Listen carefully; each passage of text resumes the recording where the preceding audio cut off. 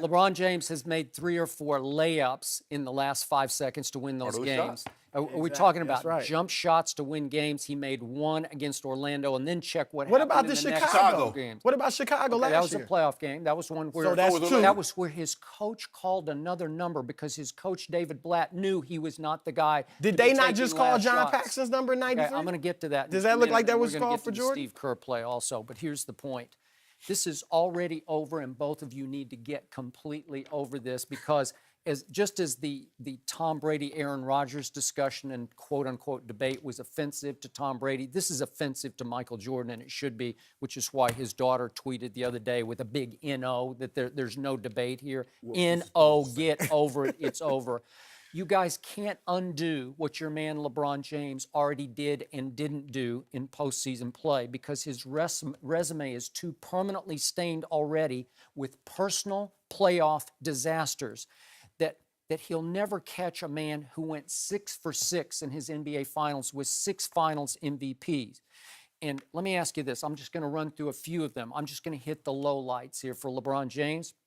Did Michael Jordan ever look so discouraged, so out of it in games 4, 5, and 6 against the Boston Celtics in 2010 that his confidants had to plant the story that he needed to be sedated because he was having an issue in the locker room? Did that ever happen to Michael Jordan? It got reported on. Okay, it got reported by somebody. I'm very yes. I know for a fact.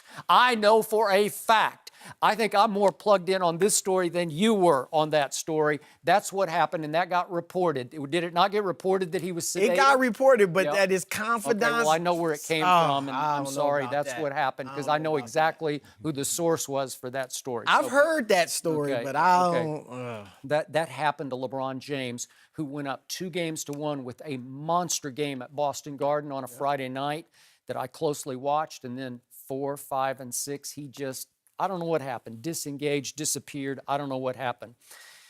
Then I have this question. Did Michael Jordan ever freeze up in games 4, 5, and 6 of an NBA Finals the way LeBron did against the Dallas Mavericks in his first year with the Big Three in Miami? I've never seen anything like it. The chosen one turned into the frozen one, and everybody in sports said, that had to be the mentally weakest display by a superstar we have ever seen. I'm sorry. How can you get past that? Because Michael Jordan had to fight through the bad boy Pistons to the point that Sam Smith wrote a book about how they had to create the Jordan rules to stop only Michael Jordan. That's all the Bulls had at that point, and it took a whole book of rules to stop that man so that the bad boy Pistons could get through the Bulls, who were just Michael Jordan. Did that ever happen? No, it never happened.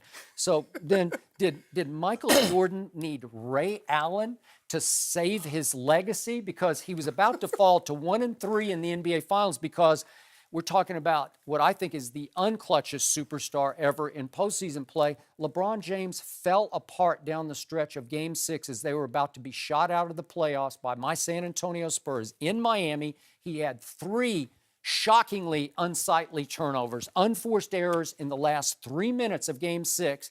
Then he missed the tying 3, and he clanged it so badly. It was a long rebound out to Chris Bosh, who kicked it into the corner, to Ray Allen, who hit the greatest clutch shot I have ever seen and saved LeBron from being the literal GOAT of Game 6, as in you were the reason that they lost, and saved his legacy from falling to 1-3, and we'd be having a whole different conversation without the Ray Allen shot.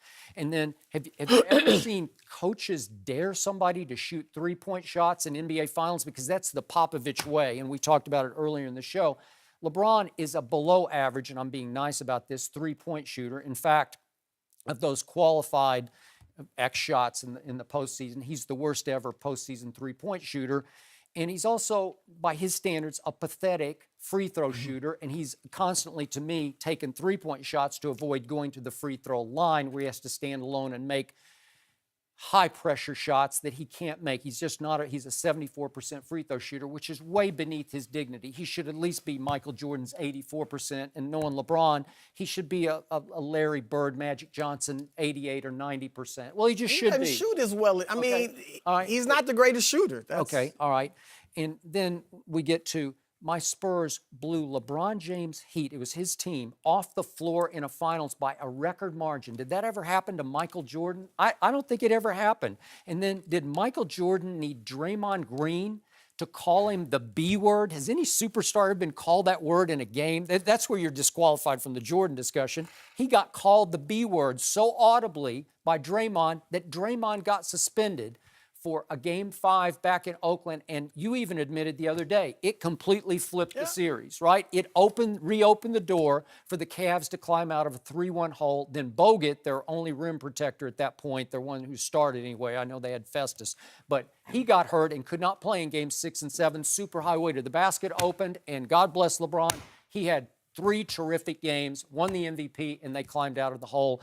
And here we are now. But now the closer for the Cleveland Cavaliers has become Kyrie Irving. I'm sorry, Michael Jordan would have never allowed a play to be called, as we saw on Christmas Day, where Kyrie just brought the ball in bounds and said, yeah, I'm going to go one-on-one against Klay Thompson. That just never happened. I'm sorry, it never happened. What happened in the film we just saw? Okay, he called that play in the No, huddle. he didn't. He did too. You That can go was look Steve it up. Kerr. That was Steve Kerr. Both. I got both of them. He called both of them. He said Paxson. He didn't call his number. Why? But if LeBron called a play for another player, you would be crushing him. Okay, but he doesn't call a play for another player. That was just Kyrie. That's How do you know? Tyronn Lue How do you saying. know? How do you know? Okay, I know what happened the other day. LeBron does have a lot of respect, huge respect for Kyrie's closing ability. All right. Kyrie is a did phenomenal closer. He's like Michael Kobe. Jordan need Scottie Pippen to close for him? No.